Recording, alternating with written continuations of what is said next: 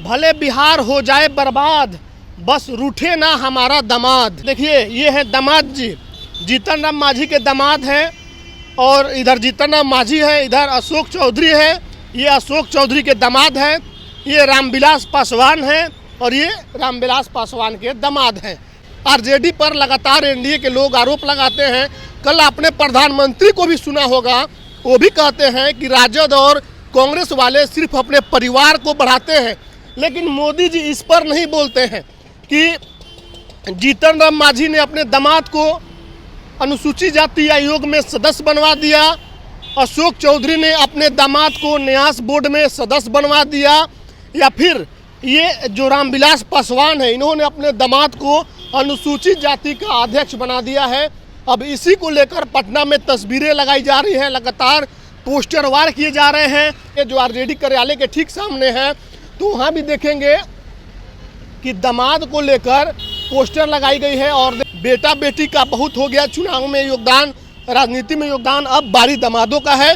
और दामाद किसी भी कीमत पर नाराज नहीं होने चाहिए। बिहार में दामादों को लेकर राजनीति तेज हो गई है। अब पोस्टर जारी किए गए हैं नेशनल दामाद आयोग। और इस तस्वीर को जरा गौर से देखिए कि दामाद नाराज नहीं हो जाए, भले सरकार नाराज हो जाए, भले जनता नाराज हो जाए, इसी तरह की कुछ बातें इसमें लिखी गई है। ऊपर देखिए जो स्लोगन लिखे गए हैं, official slogan of NDA government, भले बिहार हो जाए बर्बाद, बस रूठे ना हमारा दामाद।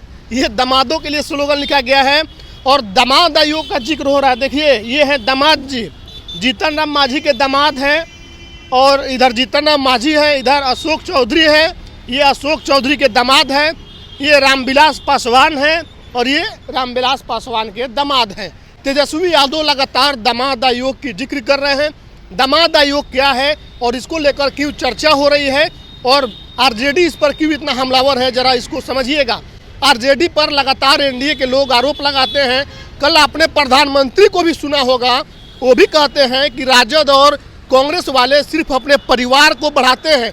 लेकिन मोदी जी इस पर नहीं बोलते हैं कि जीतन राम मांझी ने अपने दामाद को अनुसूचित जाति आयोग में सदस्य बनवा दिया, अशोक चौधरी ने अपने दामाद को न्यास बोर्ड में सदस्य बनवा दिया, या फिर ये जो रामविलास पासवान है इन्होंने अपने दामाद को अनुसूचित जाति का अध्यक्ष बना दिया है। अब इसी को लेकर पटना में तस्वीरें लगाई जा रही हैं, लगातार पोस्टर वार किए जा रहे हैं। एक और पोस्टर लगा है बगल में, देख लीजिए, इसमें भी सेम जिक्र है दामादों को लेकर। देखो, ससुराली सरकार ने दामादों को दहेज में आयोग दे दिया है और इसमें भी सेम चीज़ें हैं। जीतन राम मांझी हैं, उनके दामाद हैं, अशोक चौधरी हैं, उनके दामाद हैं, रामविलास पासवान हैं और उनके भी दामाद हैं। और आप जरा इधर आएंगे और कैमरा को रोड के दूसरे तरफ घुमाएंगे जो आरजेडी कार्यालय के ठीक सामने है, तो वहाँ भी देखेंगे कि दामाद को लेकर पोस्टर लगाई गई है। और देखिए क्या लिखा है, एनडीए का मतलब नेशनल दामाद अलायंस। और इसमें सबसे पहले तस्वीर प्रधानमंत्री मोदी की है, दूसरे नंबर पर मुख्यमंत्री नीतीश कुमार हैं, तीसरे नंबर पर केंद्रीय मंत्री जीतन राम मांझी हैं और सबसे लास्ट में तस्वीर जो है केंद्रीय मंत्री चिराग पासवान की है। और ये सारी तस्वीरें लगी है आरजेडी दफ्तर के ठीक सामने। और किसने लगाई है तस्वीर, इस पर कोई भी जिक्र नहीं है। आप इस तस्वीर को एक बार फिर से घुमा के दिखा दीजिए कि ये तस्वीर तो दामाद आयोग को लेकर लगी है, लेकिन इस तस्वीर को किसने लगाई है ये स्पष्ट नहीं है, इस पर उसका जिक्र नहीं किया गया है।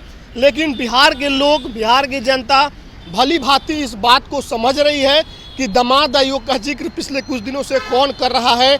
और ये जिक्र जरूरी भी इसलिए है और ये सामने लाना राजद इसलिए ज़रूरी समझती है कि प्रधानमंत्री हो या फिर नीतीश कुमार हो, ये तमाम लोग राजद पर आरोप लगाते हैं कि राजद वाले अपने बेटा बेटी को आगे बढ़ाते हैं, सिर्फ उनको अपने परिवार से मतलब है।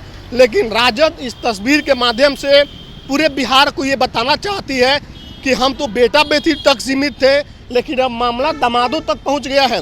बेटा बेटी का बहुत हो गया चुनाव में योगदान, राजनीति में योगदान, अब बारी दामादों का है। और दामाद किसी भी कीमत पर नाराज नहीं होने चाहिए। इस दामाद आयोग पर आपकी क्या प्रतिक्रिया है, कमेंट करके ज़रूर बताएं।